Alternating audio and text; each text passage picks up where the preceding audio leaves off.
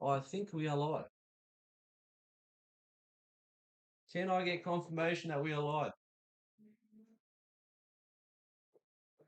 I don't know. You tell me. I've got Can you see a chat?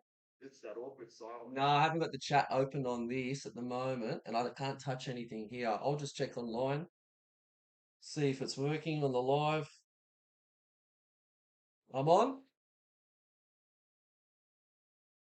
We're on. All right, we're on. We're on. And live. All right, guys, it's Raz. We're here for our third live stream. The first two weren't as formal as this one's going to be, but in a week where we've celebrated a new year, most people have probably watched Stranger Things finale. Strange things have happened in the EPL. Garner's top point scorer this week. But with all these strange things happening, I've got the two probably, I don't know, we'll say the biggest people that you could possibly talk to right now within this game and this community. I've got Geordie, who is our number one overall man this season in our Supercoach competition. And we've got Bill, who actually won last year. So there isn't a better way to introduce these people than for them to introduce themselves. Geordie. Raz, Bill, it is awesome to be here with you. Happy New Year, Merry Christmas to everybody. Really looking forward to this live and seeing if the community have any questions and if we can help in any way. We've got Bill who won last year and myself who's leading at the moment. So yeah, really been looking forward to this one. Bill? Happy New Year, everyone. Hopefully, things stay the same for Jordan and things get better for you and I. We're not doing too badly, but I'm the old rooster and Jordan's going to take over the hen house hopefully in a few months. But I look at your team and you've done, excellent moves. I look at the other guys in the top 10 and, I think they're there pure luck. You started off with Salah, which was the right thing to do. You've kept, Munoz, Gabriel through their injuries. It seems you know what you're doing. Your position, I probably would have done the same thing. So, if anyone deserves to take my title, it's you. So hopefully I hand it over to you come May. Got me lost for words, Bill. I appreciate that, mate. Yeah, that's like I said, you've got me baffled.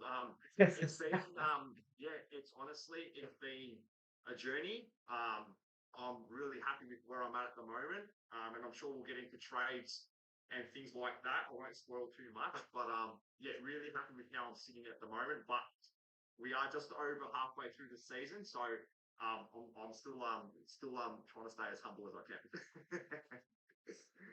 Well, It's a long season, but yeah, as I said, you're positioned really well. Guys you need, you've got trades. You got boosts. I don't know what else you could do. You know what I mean? Yeah. Well, that's talking about boosts, I think it's really important that we save the boosts because I know people have been chewing through them, but we still got double game weeks in place to come up. So yeah, Yeah. I mean, with double game weeks and buys, last year the English FA changed the way the FA Cup games are scheduled. So the teams that would progress, they would have to play on the weekend when there were EPL games. right. So there was actually a lot more buys and double game week. Yeah. They've changed that as of last year. Okay. And when there's FA Cup games on the weekend, there's no EPL game. Yeah. So we're actually going to get a lot less buys and double game weeks. Now, I can't remember last year what they did. In previous years, I think they used to give us extra transfers in that game week. So everyone got like a boost. Yeah. Because once upon a time, we just go through all our boosts in the first 10 game weeks. Yeah, that was get money and you just boosted, got all the cash cows. And then that was it. 2 trades a week. It's fine. Yeah. And you can navigate the buys, double game weeks quite easily. Yeah. Last year, I didn't find it a problem. I think there was only 1 week where I actually wanted to bring in a couple of players. That was it. Yeah, right. I can't remember. I may have had a boost. So Okay. maybe they won't give us extra trades during the buys and double game weeks. Mm. But it doesn't hurt to hold on to a boost or two. I mean, Yeah. you've either used them early or you've got plenty. A lot of people I know got 4 or 5 boosts because Yeah. they never Well, really yeah. come on. Yeah. I know the magic number. Like in the past, 1 point was $75,000. So Right. if you were 10 points above your BE, you got 750,000. Mm. They've changed that to about it's roughly 88,000. Yeah. It's been a lot easier to make money. Money. Yeah, I understand. So you haven't had to boost to Mm. boost your team value. I mean, even after last week, we all lost a lot of money. I think on Guardiola, Foden, and million. Yeah. And I've still got 168 million team value. Yeah. And you don't need that. No, you don't. Yeah. If you get the 10 most expensive players, you've still got money in the bank. So boosts, I think, are obsolete. Yeah. Come to buys, double game weeks. If you got them, use them. If you don't use them, for the sake of just using it because you got it. Yeah. 100%. I feel like there's a lot of people out there that are burning through trades as well, and we've obviously been really big on holding our trades. I think that's why we're all kind of positioned quite nicely to attack double game weeks and to attack the blanks as well. Because I've been hearing of people like with under 15 trades already, and I'm like, oh God, like how are you going to even get through? Well, there you go. Look, It's a big thing. And I'm pretty happy. I've looked at your team too, and I think your team is outstanding. Like you positioned, I think, quite nicely, and you set yourself up for a great back end of the season. So, but there's teams that are not in that position. You know what I mean? And they're teams that are probably, unfortunately, a little bit of a strike. I think 15 is okay. Yeah. If you have the team value and if you've got the right players. If you're still trying to make money now and you've got 15, then you're in trouble. Yeah, absolutely. I've got As we're to. taking over a bit here, mate. No, it's all good. It's all good. That's what we're here for. I've got everyone in the comments saying that we are, well, I am extremely loud, so I guess I've got to talk a bit lower. But apparently you guys, your volume isn't loud enough. I don't know how to fix that. I'm going to be honest with you guys, so it's a bit difficult for me to get into it. I don't know if on your ends you can put your microphone up. I'm just Yeah. if I'm looking down, I'm looking at the comments because I haven't got anything up here. So if I'm looking down, I'm looking at the comments, getting through everything. So don't just bear with me with that. But yeah, if you can, I don't know if you can do anything your end. We're running it through. I've got this stuff here, but I'm not too sure about that right now. On my, I don't think I can do anything for me. No, that's all good. I wonder if it's because you're hosting, but I think, yeah, well, because I'm hosting, I think that's why I'm the loudest. But I apologize for everything. But no, boys, that's why we're here. You take like it's all of us. Like I said, we're just here to talk. We're just here to essentially go out and help some other people. Talk about the situations coming up, and yeah, like I said like Bill said, it's more so the whole double blank game week situation heading down the line because I've been one that's advocated to save some trades. And I think Jordy, you know that. I think from day one, I've taken the approach from listen, it's it's not FPL. You can't just do your team and then wild card them out. So it's different to a lot of these people who haven't played because there's only 3,000 that played on the Sports Deck platform. What you played on and won last season, Bill. People might more people would have probably come across from FPL as opposed to that. So I think a lot of people have got their FPL mindset where they're like, you know what, I have got to prepare for the game weeks, the double game weeks, the blank game weeks. I know for FPL this season, we've got a situation where I believe game week 31 is the Carabao Cup semi or it's the final. I'm not 100% sure which is which, right? But we've also got a situation, depending on the teams that are in there, you're looking at a Chelsea, Man City, or Arsenal. I think two out of those three will be in that final.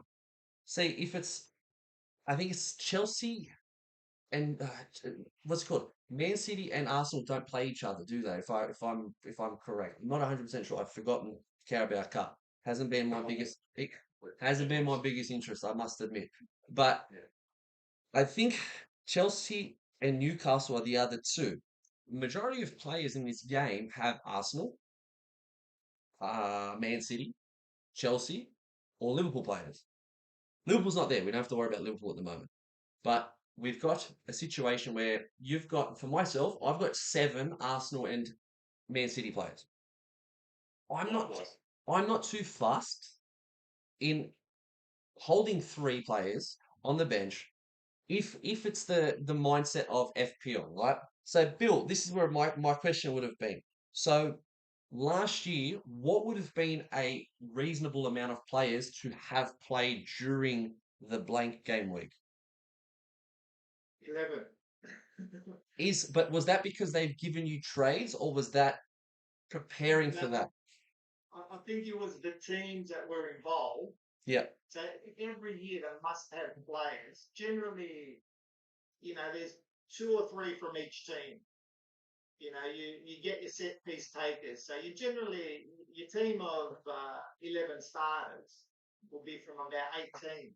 yeah, It's just coincidence that City attackers and even the defenders are doing really well, and obviously Arsenal keeping clean sheets. So people are going for Arsenal at the back. yeah. So it's just coincidence that you need to have 7 or 8 Arsenal City, and they're both in, the League Cup. So how are you going to get 11 at this point in time, unless they get knocked out? If they're playing each other, I can't see people having 11. No. Even play once. I don't even Jordan will do it, even if you could boost. Because what are you going to do? You're going to go early, take out 3 guys, and take out another 3 guys, and you leave 3 guys on the bench. But then you'll want them back in a few weeks. Then you got to bring in another 3 and another 3. It's 12 trades, and they might get rested for the double game week as well. But I think it's a point. Yeah, so That is a point. look, we're 10 weeks away, so I think the semis are 2 legs. So by game week 25, We'll know. who's in the final. Yeah. We'll have about 6 weeks to, sort out our team. Now, when you're making trades during those 6 weeks, if the choice is bringing in an Arsenal City, if they're in the final, bringing in another guy, and it's a coin toss, well, that's going to determine your trade. You're going to say, well, this guy's going to have a bye. I'll go for the other guy because if he's fit, he's going to be playing. Yeah. So, as far as planning goes, you can start now. I wouldn't be bringing in more Arsenal City. If you've got them, you've got them. But it's something to keep in mind when you're making trades from now to 25. Maybe go for the other guy if it's a coin toss situation. Absolutely. I'll just answer some questions. I'll get with you guys. Tristan's asked, curious what to do with Chelsea defense. I've got Reece James. Should I cash in on him to somebody else? And someone's asked, is Declan Rice starting? And what else have we got? It probably all depends on cup results. Yeah, well, that's what we're talking about now. But in regards to Reece James, I'll go my personal opinion first, and then I'll go on to you boys. I am a Chelsea believer long term. Short term, horrible. They've just gotten rid of Enzo. They've got Man City, and I think they're going to get flogged by Man City. That's my personal opinion. But after, I believe it's over. I think it's the next 2 weeks. If you look at their next block of 6 to 7 fixtures, I think it is. They've got arguably one of the better runs in the competition. So there's a reason why I'm actually keeping Cucurella on the bench, not trading him out. That those fixtures are a reason. But Geordie, what's your opinion? Right. It's three quick Chelsea conversations because I have to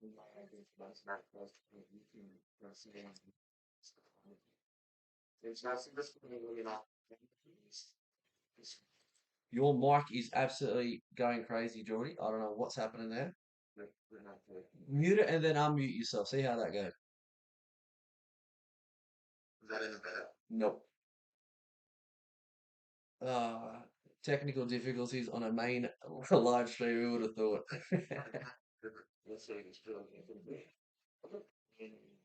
Go, Bill. See if maybe it could be my end. Who knows? What they're nah, yours doing it too. Oh my goodness, what's happening here?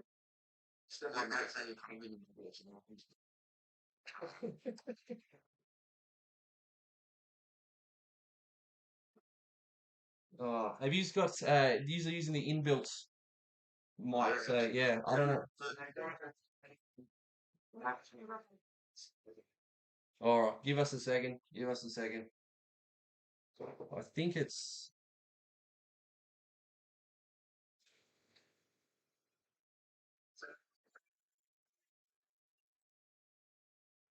Bill. I can't even hear you. It's that bad.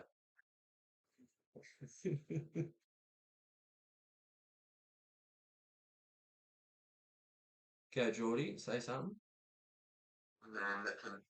Oh,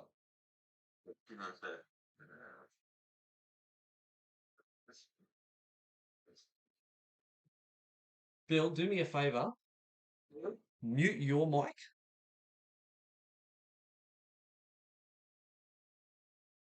Geordie, say something.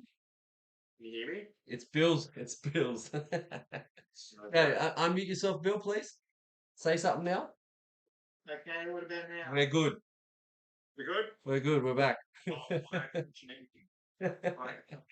I'm not touching anything either. Yeah. Yeah. All right. Chelsea. Yes. So, it was Reece James, wasn't it? Yes. Yeah. So, I'm big on Chelsea after this week because I think they're going to get pummeled by City as well. And they're actually one of the teams that I do want to target, funnily enough. So, I'd probably hold him. I don't know if it's worth trading him out. I think he's what 12.1 mil or something like that at the moment. Yeah. Is it? Do we care about cash right now, or do we care about players in regards to trades? See, I think in the long run, and I like to think in the long run here, I think he's a hold long term. That's just me though. Because I'm looking at Chelsea, like you said, they've got I was looking at their block of fixtures and they're unreal after next week. They're not too bad. Well, Tristan's comment is he goes, sorry, Bill, I'll ask for you in a second, but he said, thanks, Geordie. He's got Reece on his bench, but he's also got Guardiola, Gabriel, and Timber. So look, what we say or what we think, a lot of it is just face value of that player, right? We don't know your teams, right? If you tell us that, I'm pretty comfortable in saying hold him Yeah. because I. The other thing is exactly what we've said. The situation with Chelsea, Arsenal, Man City, and Newcastle. If you have the luxury of getting rid of him if you want, you can hold him if they make the final. We don't know, but yeah, Bill. Sorry. Yeah, no, all good.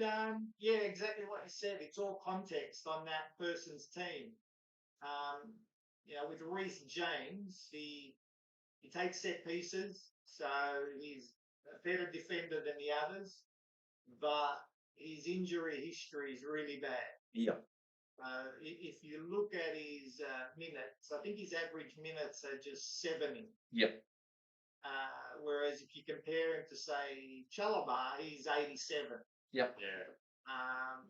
You don't want to go Reece James to Chalobah because it could be a waste of a trade. But Yep. then if you need money, you're banking 4.5 million. As you said, it depends on the context of your team. Just be prepared for Reece to be rested if there's a lot of games. And Chelsea are in Champions League. They're in the League Cup. So, yeah, we don't know what the new manager is going to want from him. Is he going to prioritise him in the Premier League? Is he going to prioritise him in the other games? Yeah. Yeah, So yeah, it's basically how long is a piece of string? 100% Bill. of course, 100%. of course. I want to get into short term because Geordie and I had a discussion about this between us. Patrick Dorgu and Gabrielle situation, Bill.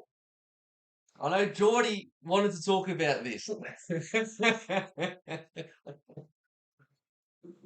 What was going through your head, number one?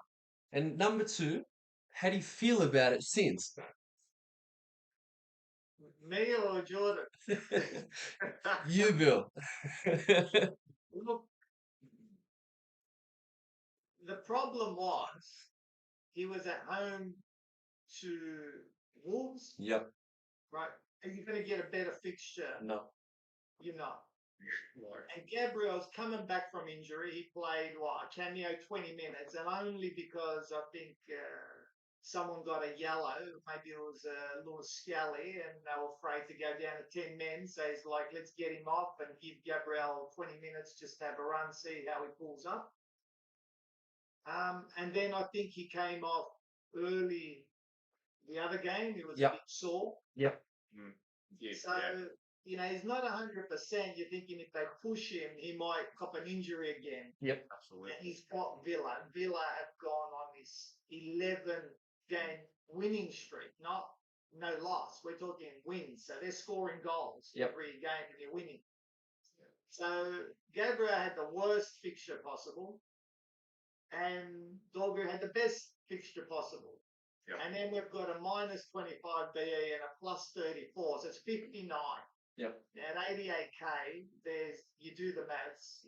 9 is 5.4 million if they score the same Yeah. in 1 week, and then that 30 is still in the cycle, and then Gabriel's still got a poor score in his cycle. So there's 9 million potential dollars staring you in the face, and there's points. Yep. Yeah. Dorgu could have got a clean sheet, miscellaneous points, 15. Yep. He gets a goal involvement, another 30. Yeah. So, Gabriel maybe gets crocked, goes off 2 points. Yeah. You know what I mean? So, look, in hindsight, I would have done the same thing. It wasn't a trade, it wasn't the money, it was, I would say, some points, potential points moving forward, because Man U still have Leeds and Burnley. Yep. Yeah. So, it's not over yet. No, it's not. It's not. No. And when you break it down like that, Bill, it has 100% makes sense, and it could have gone the other way. Easily could have gone the other way. And Dorgu was very involved against Wolves as well. Unlucky not to score. He's Brad, I know you were like, I was up and about when he scored that goal. Yeah. yeah, offside is so unlucky. I'll rather I'm the biggest Man U hater. Some may say that I'm the biggest Aston Villa hater to the ones that follow me, but or Ollie Watkins hater, if we're born to be specific. But the last 2 weeks, having Dorgu, especially the prior week where he scored 30, having him in my side when no one had him really. I had him at 3.5 million, and I think to Geordie, I said to Geordie maybe 8 weeks ago, I said I want to get rid of him. Like I just got to wait till he makes some money, and I'll get rid of him. There's no point trading him. I think the time will come eventually during AFCON, and it did. He just happened to score a goal. I was very skeptical on his role because watching them, especially even last week, watching him, he reverted back to a left wing back position, right? And he's not as attacking. But this game against Wolves, if you watch it, he arguably could have had 2 other assists. He passed one ball to Sesko. Sesko's turned his man, hit it back post, and it's just gone just behind the post, took a slight deflection. And then he's whipped in another ball to Sesko, who's headed it straight to the keeper from the penalty spot. Then he scored a goal, and he got disallowed. So the last 2 weeks, like I said, I hate Man U, but I was the biggest Dorgu fan that you could have possibly. I was cheering for a clean sheet last week or the week before, but we got that, but we didn't get it this week. But listen, for me, I've been pretty vocal this week about it. I've gone Dorgu to Gabriel, so I've gone the opposite way what Bill did a week later. I am not too worried about Gabriel's break even. I think personally going from Dorgu to Gabriel, I've made 6.7 million off Dorgu of a player that I was going to trade for nothing 8 weeks ago, right? So I know his break even is -5. I think a lot of people are overlooking the Leeds away fixture. Leeds at home are a very strong team and Yeah. they will score goals. And I would not be surprised if Dorgu scores a 0 or a minus this week. I genuinely don't think that United weren't great against Wolves. They've created enough chances, but I just don't Yeah. think their defense, with the injuries that they've got in that squad at the moment, Leeds will come at them all game. And I know Bill's best mate Anton Stack might get on the goal sheet, and we'll be looking at it after the game, going like, "Oh well, that was obvious." So I know a lot of people are holding Dorgu this week. Personally, I wouldn't. I would catch if you like if you brought him in last week. Obviously, you hold him this week. There's no point to trade him out, right? If you're in Bill's position. If you got lucky like me, because let's be honest, that was all luck. I'm not going to say I was no freaking Pep Guardiola bringing him in 12 weeks ago and predicted all this. No, it didn't. That's not how it worked. But I'm happy with the 6.5 mil for him, and I'm moving him on. I'm done. I'm going to Gabriel, and I'll take Gabriel against Bournemouth, which I think Bournemouth uh, I think the game against Chelsea is a bit of a enigma situation because what Chelsea's going through at the moment. You take that out, Bournemouth aren't really performing that well recently, right? So I'm not too I, I wouldn't be too shocked if Arsenal go to Bournemouth and keep a clean sheet. I generally wouldn't with that defense, but I don't know. I'd rather have Gabriel versus Dorgu this week. You know what I mean? But anyways, I know. Yeah, I know that's a lot of people. I've been watching some other people this week. I don't usually watch other content. I just wanted to kind of see what other people's thoughts were, and a lot of people are holding Dorgu. And like in the second half against Wolves, he went, but he's sorry, the first half he started as a left wing back, and then in the second half he went forward as a left winger. So if you're playing half and half as a left back and a left winger, and I'm trying to capitalize because I understand both Bill and I actually VC'd Dorgu last week because of his ceiling. His ceiling was so high last week against Wolves. You'd expect that, like you said, a clean sheet, 12 points or whatever with his base. If he gets a goal contribution or an assist, he's over 20, goal 30, and you're laughing because no one owned him and no one's going to captain him. You're right. You know what I mean? But anyways, massive difference. But listen, I want to go into each of our current situations. What are we doing right now? We'll go short term. We'll say this week, and then we'll go into what are our plans for, say, we're in week 20. What are our plans for the next 10 weeks to game week 30? Geordie. Yeah. So this week, I won't be trading at this stage. So I've still got 23 trades left. Some people don't believe it, but I do. 23 trades left. Yeah, not thinking about trading this week. Do you even want to go into like VC and C? Yeah, if you want, we'll go. We'll talk about our teams this week. Yeah. So let me just pull it up. So I am thinking. Also, I think teams have dropped for the 11:30 game. Oh, have they? Yes. Listen, while you're doing that, Geordie, let me just answer some questions. Yeah. Is it worth trading Gusto or De Kuiper to Tarkowski? Yes, no. Yeah, well, nice. Who's he replaced? Someone got injured. Was it Cucurella that he's come in for, or Gusto came in for Cucurella, yes. Um, is a Gusto is probably a short-term pick. You don't know whether they'll keep starting because they've got Harrow as well. Yep. Yeah. No, So Bill mentioned Calabar before. Yep. I don't want him. I don't mind him. I think 4 weeks ago or so in my videos, I was mentioning Chalobah for this next period. And he's a goal threat from set pieces. I would rather. Gusto's also got Reece James to compete with when Cucurella is back. So I don't necessarily like Gusto, but he wants to go to Tarkowski, who's at Everton. He's kept what 2 clean sheets in a row now, I believe. What's Everton's run of fixtures like? I think short term they're fixed. pretty good. Yeah, I think Everton. The problem is Everton. They'll concede 3 against Wolves, Yeah. and then they'll get clean sheet against City. So Yeah. if you're going to go Taka, be ready for a really bumpy ride, and you got to think long term. Don't think I burn me this week, turf him out because next week he'll come good. So the other thing is, Gusto Chelsea could miss game week 31, whereas Chelsea, if he's fit, he's not in Europe, he's not in the League Cup, so he's pretty much nailed. He's a guy that will be there every week for you. So if he's going Gusto to Taka, I wouldn't say it's a bad option. I would. looking at their picture, it's If Villa's probably the only one I'd worry about. They got Villa in game week 22. Otherwise, Brentford and Wolves are the next two. Yeah, is it Brentford away? You're at home as well, I think. So Brentford away is a difficult fixture. No, I think it might be home. So I agree with you, Bill. I think it's not a shocking trade. I think it's a pretty good trade.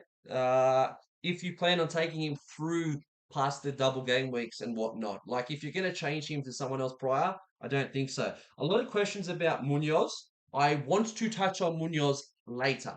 I want to talk about Munoz because I wanted to hear the other boys' thoughts because I think a certain someone that's signing for them may be affecting his position, but I'll get into that a bit later. Geordie, we'll go back to your team for this week. Yeah, sure. So, no trades. I'll be very short and sweet. No trades this week. 23 trades still. And thinking of VCing Bowen. I really like the fixture with West Ham against Wolves. So hopefully he can bag a goal or two or even an assist. And I always like to tend to take a risky VC. Not that he's very risky this week, but so going to go Bowen into Gabriel. So I will need to get up. So I'm going to make sure I set 10 alarms. So I make sure I get up. And then I am thinking of captaining Gabriel. Thinking about it. It's not 100%. Bill? So it is. And I'm very heavy on Arsenal this week, if I'm being honest with you. Very. It makes me nervous. Because I know how much you hate him. just on Gabriel, that goal he got was luck. He just literally trickled down his body and rolled in. Dorgu could have had 2 assists, a goal, 42 points, clean sheet, and he get 5. And Gabriel just, he hit in the head and fell. He didn't know what was going on.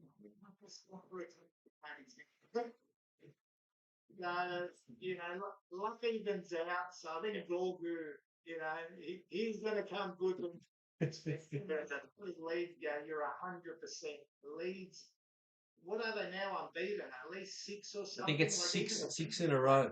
Yep, 6 in a row undefeated. They're going to get 2 past United. Oh, easy. Yeah. They get 2 past us. Yeah. At least. I've got Dorgu on the bench, Yep. but like I said, Gabriel might. Semenyo's not at Bournemouth, so everything's looking so good for Gabriel.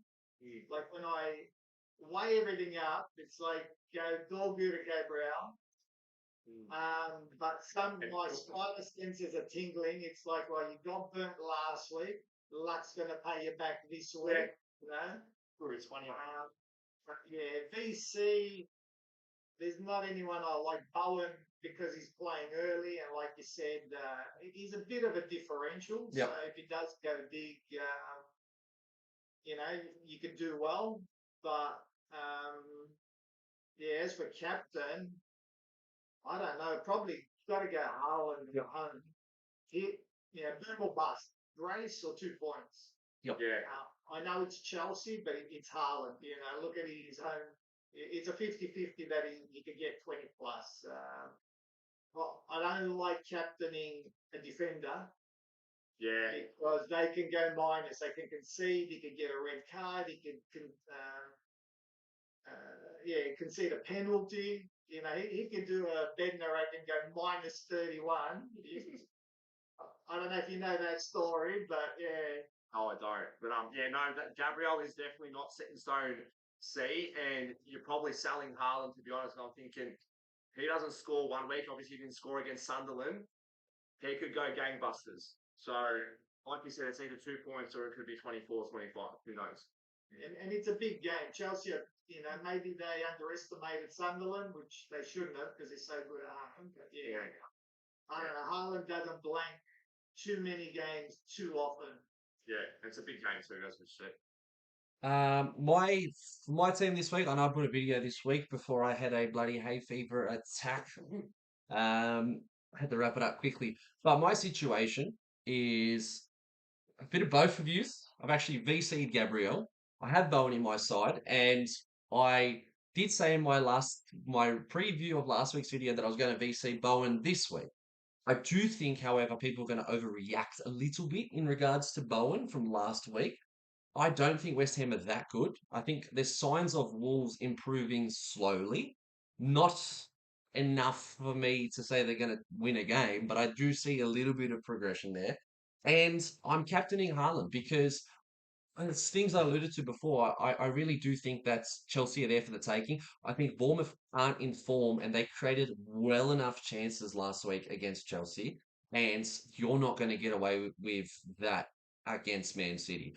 Haaland hasn't scored in what, 2 games now?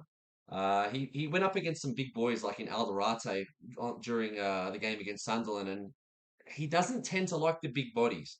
So Chalobah's a bit of a skinnier man. He's not as rough. I know he might look like it sometimes, but I don't necessarily like Chelsea's backline for Haaland, right? And I think Haaland can capitalize on the problems that are at Chelsea at the moment. But it leads me into one of the other questions that we've got. What do we think of the chances of Foden getting rested this week, given all the games that they've been playing every few days? Has he played all of them? He has pretty much played most of them, started most of them recently. Um, do I think he's at risk against Chelsea? No. Do I think he's at risk possibly a midweek game soon? I did say to Geordie in our Discord, I did say I can see Guardiola or Foden or somebody big getting rested, and it ended up being Guardiola last week. And I'm quite positive because of the way Cherky's playing. I think they might feel comfortable giving Foden a rest in a game soon. I don't know when, but this is where I think we all got to wake up for Man City games because I think we all own Foden at this point. I am suspecting a rest for him soon. Where are we? What else have we got? Has the Semenyo transfer gone through? Uh, oh, and yeah, also another comment here. No Caicedo for Chelsea. That is, I forgot, he got a yellow card last week against Bournemouth very early in the game. So I think that's massive as well. That's another reason to, I think, go against Chelsea this week, captaining Haaland if you want, if you please. Because he's a beast. Caicedo's a beast, a defensive beast, and I rate him very, very highly. I don't know how he was scoring so many points earlier in the season and scoring all these goals, because that really done my head in, because he shouldn't be anywhere near a goal scoring opportunity, but somehow they kept finding him. And yeah, well, going back a little bit, that's how I felt with Gabriel. I feel like you've been reading my messages in the Discord group, Bill, because how you feel about Gabriel, times that by about 10 with a couple of expletives in the comments, and there you've pretty much got me. And that's a main reason why I've brought him in, because I'm just sick of getting burnt by him. I'm going to be honest with you. I'm sick of it. So I brought him in, and that's it. I'm just done with him, right? The Semenyo transfer, no, it hasn't gone through yet. I believe there is potential that he's not playing uh, this morning, in the morning, but I don't think it's confirmed or gone through yet. Uh, but yeah, well, just before we keep going, as I said, thank you for all the questions. Keep them in. We're here for probably another 20 minutes. If you got questions in regards to your teams for this week, future teams, whatever it is, keep sending us some questions. And like I said, I greatly appreciate it, and we'll keep trying to help you as much as we can. Uh, what else are we going to talk about, boys? Is there anything, Gordy, you want to touch on in the next 20 I'm minutes? intrigued on what you said about Munoz. Okay, We'll talk about Munoz now because I'm a holder. I've got him. okay. So Yeah, talk to me. I've Please. I'm all ears. I've been given. I asked some of the people if they wanted some questions to be kind of ask me questions, and we kind of bring it up on here. And one of them was from Lockie, who's doing quite well in Supercoach at the moment. I think he's top 60. And he said something which is I feel like Bill is kind of like this mold of not an overthinker, but he kind of sees everything like I do with the football knowledge, and you kind of think of this and that and this and that, which kind of makes. So I'd like to put this to Bill if he understands what I'm saying. They've just signed Brennan Johnson, right? Brennan Johnson is notorious for being lazy. Ismail Assar is an absolute panel beater. By panel beater, I don't mean terrible. I mean he's a workhorse. He's a fantastic player. That is a panel beater, right? If that makes any sense. Which allows Munoz to bomb up and down, and Sarr covers when he needs to, and he works in that position. I know Brennan Johnson can play a left wing and right wing, but if we're talking about Brennan Johnson playing in front of Munoz moving forward, I feel like Munoz's position, and I agree with it, Munoz's points and his position and his play style will be heavily affected because of how lazy Brennan Johnson is. That's my opinion. Mm. If that makes any sense to you. Yeah, no, 100%. I mean, Munoz is Palace. We've seen since his injury how their performance has just fallen off a cliff. Yep. I think the team is built around Munoz. I don't think his role will change. Yep. Unless they're expecting Munoz to be sold. So they brought in Brennan Johnson. But if you've held him this long, he's due back after the FA Cup games. Yep. So 2 more games and then he's back. We'll know by then, by the 17th, we'll know what the story is. Maybe we'll see Brennan Johnson utilised in the next 2 games. Definitely for the next 2 games. If you got him, keep him. Yeah, you hold and reassess, I think, until you see otherwise. Yeah. And he's a decent loop, I think. Absolutely. The next 2 weeks. I think Bill, you're right in regards to they build the team around him. They're not scoring as many goals since he's been out. They don't look anywhere near as attacking or threatening. And if you watch their style of play, you watch Palace. A lot of it is long ball, Mateta down, lay off, Munoz running that out the wide, or if it's Sarr that's dropping into like that 10 position, play it to Sarr because Tyreek Mitchell doesn't do it as often. He still does it, but not as often as Munoz. But Munoz is an absolute greyhound up and down that line. And all he does is he either beats his man, looks for that cutback, or whips it into Mateta. And that's why you're seeing also, in turn, Mateta not do as well recently because he's not getting those crosses. He's not getting those chances that are created by Munoz. And if you ever watch a Palace game, you see if Tyreek Mitchell is on the left, Adam Morton tends to drop in, and Munoz is still bombing up that side as the back post runner. And you watch how many goals Munoz scores at the back post from crosses. He scores so many goals. He'll score 2 or 3 a season just running in a back post, cleaning up the mess. I think he scored 2 of them so far this season prior to the injury. But yeah, that's what I was alluding to with the situation with Brennan Johnson. You've seen so many videos of people targeting Johnson's laziness. He's lazy. And there's a reason why he's not playing as much as he should at Tottenham, and that's why he's getting sold. But yeah, my thoughts on Munoz is Lachlan. My thoughts on Munoz is also with the fixture congestions continuing in the new year with the UECL playoffs, which doesn't help with the thin squad keeping clean sheets. Brad said Palace built wing backs and 2 cams. Would Johnson really be able to play that role? I think Palace, in my head, I'm writing on a paper. I think Palace play more of a 5-4-1. Like, I'm trying to think. No, they play like a. They play like a. No. They play like a 3-5-2. No, 3-5-1. I'm lost now. 3-4-2-1. I think it is. Is it 3-4-2-1? 3-4-3-4-2-1. 1, 2, 3, 4, 5, 6, 7, 8, 9, 10. Yeah. So they play like a 3-5-2-1, but in defense, it's more like a 5-4-1, essentially, right? Because you've got Ismail Assar, like the right attacking mid/winger. He plays very similar to like a Salah-esque role, right? Doesn't like Salah probably goes out wide more. Like Ismail Assar looks for that ball in the middle and that runs in behind, but also tracks out wide. the moment they've got Jeremy Pino on the left wing or a left attacking wing, left forwards type of role, and they've got Mateta up front, just popping his nose out at the front. So Munoz acts as like that right midfielder, but in transition he becomes the right winger, and Wharton kind of tucks in behind, creating four at the back if need be, because they usually play Lacroix, Gahey, and Richards. I think it's Richards, the three main centre backs. Yeah. So then you've got Tyreek Mitchell at left wing back, and you've got Munoz as a right wing back. Tyreek Mitchell, if you'll notice, Tyreek Mitchell, when he bombs on, Munoz still goes. But when Munoz goes, Tyreek Mitchell doesn't. He kind of becomes a defense and kind of covers. And you'll see Chris Richards pop in at right back so many times for Palace.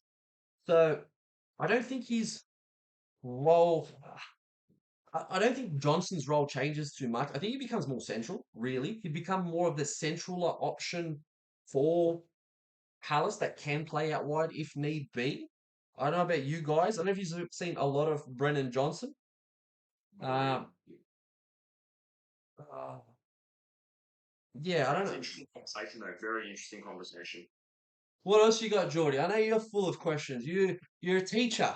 You're usually answering questions, mate. What's going on? Not really. I think Munoz was the main one, to be honest. Was just interested, yeah, on people's thoughts on him. But yeah, I'll definitely be holding until I see otherwise. But I'd be shocked if his role was to change. Yep. Like you said, if they play Brennan Johnson more central, uh, that potentially makes sense. But yeah, I don't know if you've got an opinion, Bill, as well. Yeah, I think maybe Kamada, because Kamada's playing a forward role, but he hasn't had any goal involvement. No. So I think maybe Kamada, Munoz's role won't change, and I think Kamada will probably give way for Brennan Johnson, who, is a great sniffer of a goal. He's always in the right place for the tap in, Yep. and that's what they're hoping he'll keep doing for them, and they get a few extra goals.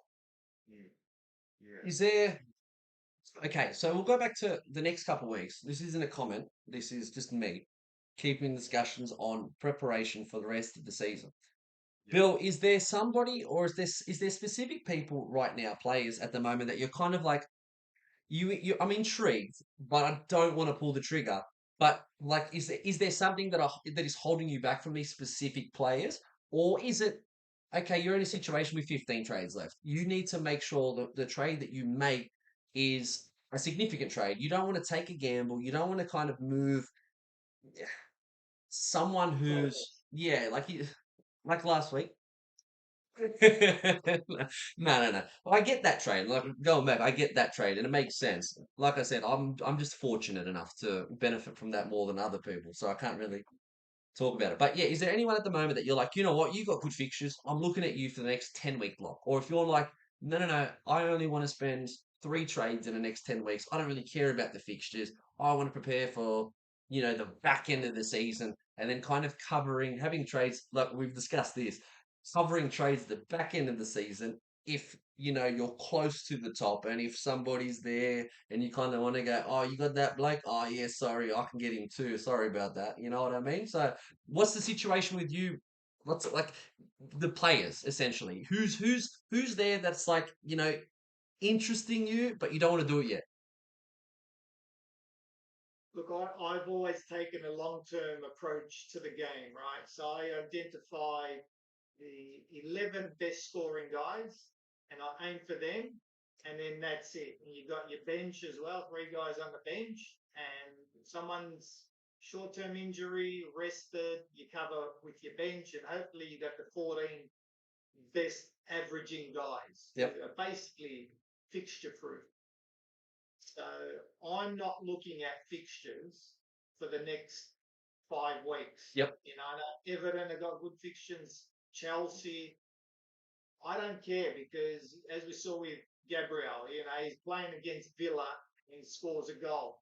And he should have got a clean sheet as well. If he stayed on the park, I would have had a clean sheet. So there's just some guys, you just get them and you stick them in and forget about it. Yep.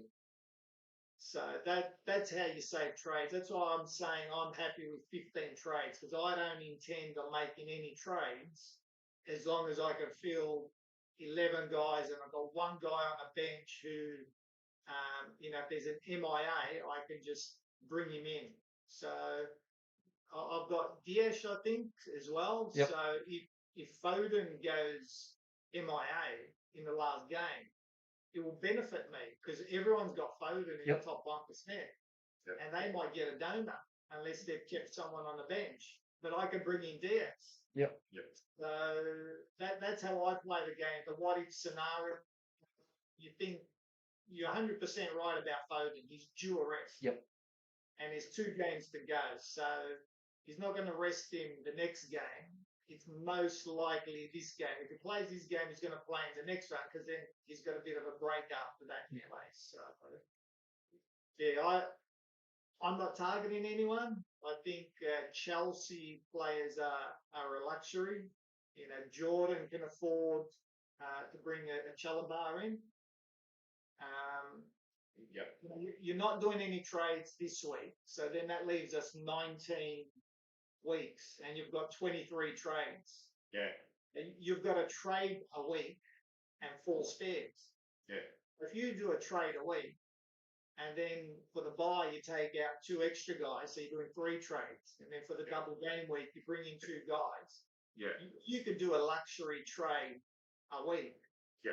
And you've still got 4 for the double game week and the buy. Yeah. Yeah, you're in a great position. I've got 8 less. So yeah, for 8 weeks, I'm just gonna coast. Yeah. Yeah. There's always injury traits to consider as well. Obviously, there's been a fair few injuries lately with Bruno Fernandes going down and things like that. So you can't forecast injuries, but always have that the extras there. So yeah, for me, like I said, I'm just gonna coast now. I'm cruising it. I'm good. I'm cruise control. I wanted to ask you, Bill, what's the go? No Cole Palmer, or are we thinking about him? There's probably 7 midfielders that I would like.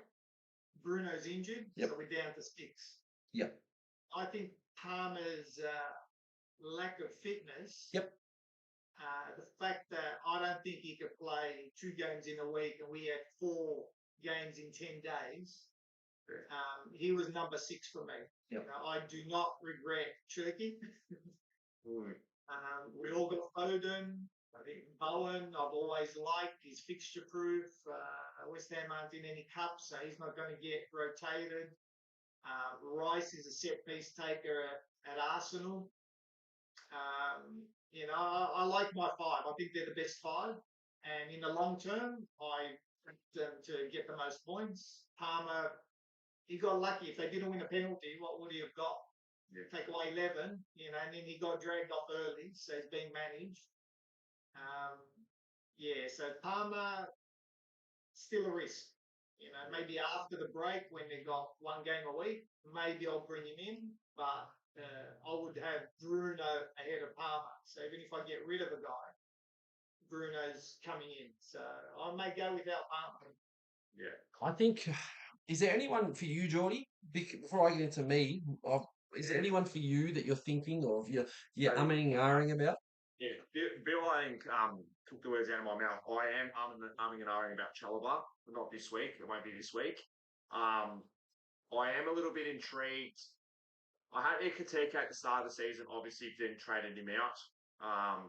But then obviously with what's happened with Isak now, he is intriguing me a lot, Ekateke. But then I'm looking at a cheaper version in VRAZ as well. So here's another one. So I've got Morgan Rogers, who's doing my head in a bit at the moment. So I'm going to be watching this 11:30 fixture. I'm hoping he bags a goal. Otherwise, it could be him out for one of those 2 potentially next week as well. So yeah, they're probably the 2. I think it's a great fixture for Morgan Rogers this week. I think personally, I think you've got him blanking the last 2 game weeks after the 2 prior to that. But he's played Is it Arsenal and was it Chelsea? Or was it? It was 2. Yeah, it's not too hard. 2 different fixtures.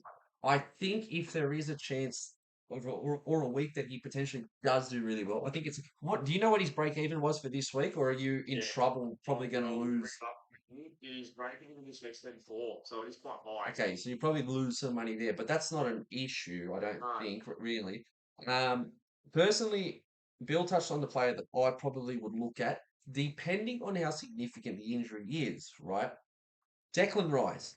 There's an issue that I've got in regards to bringing in too many Chelsea, Arsenal, Man City players.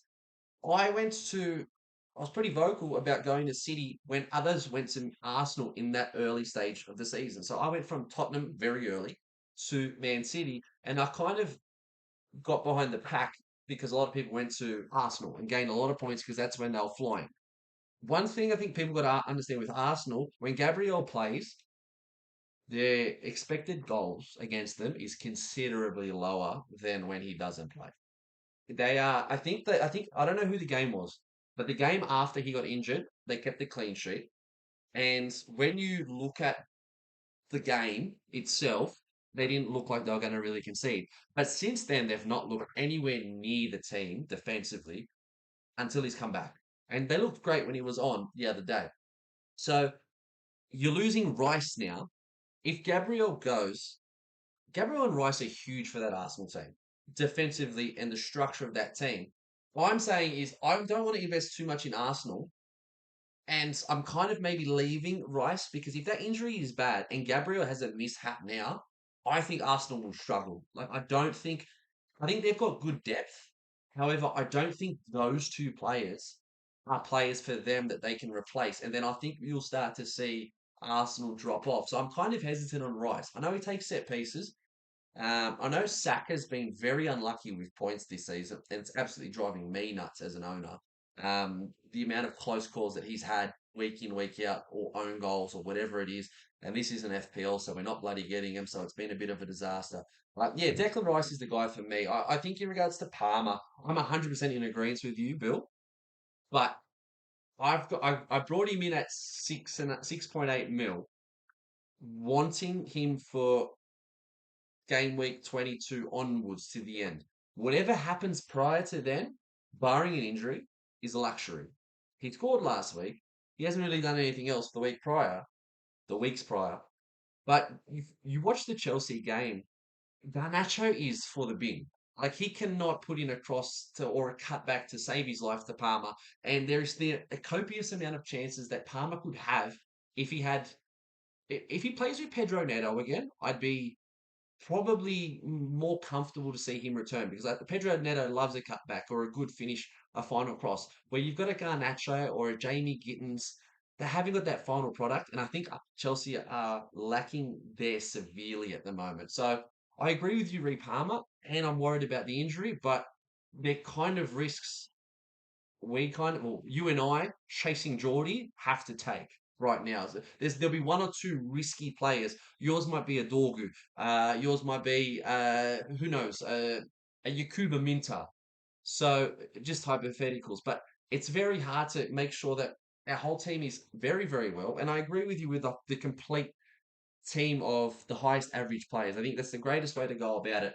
But you've got to time them well, and that's the problem with this.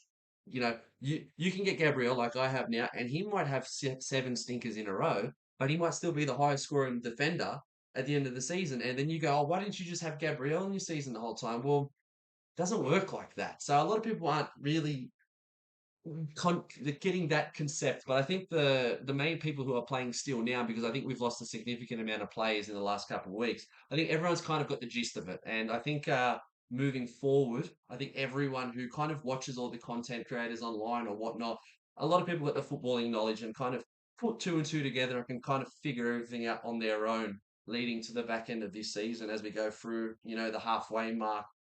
Um, but yeah, I'm gonna probably cut it off there, guys, because that's 1 hour. And I'd like to say thank you to everyone for all the comments. I'd like to thank Geordie and I'd like to thank Bill. And we could do this some other time. I don't know. We'll figure it out. I thoroughly enjoyed this. You've got the youngsters. Well, I can't even classify myself as a youngster anymore. I'm 30 plus. I know, don't take the piss. But Bill called me old, so I'm going to take that and run to the hills and cry. So, Geordie, what do you got to say? What's going on? Give us the last thoughts of this week. Then on to Bill, and then I'll close it out, and we'll head to watch the Aston Villa versus Nottingham Forest game. Just good luck. Obviously, interesting part of the season. So good luck to everybody. Remember, hold on to those trades. Don't be silly with them, and it'll honestly pay dividends at the end of the season. But thanks for having me on, Braz. Bill, you've been a legend as well, mate. So yeah, no, I'm looking forward to doing this again soon, hopefully. No worries, Jordan. Thanks, Raz, for having us on. Yeah, it's a lot of fun. And yeah, hopefully someone learns something from this and their season gets better from here. Well, like I said, thanks for the comments. Thanks for everyone that's joined. We'll do it again another week. But until then,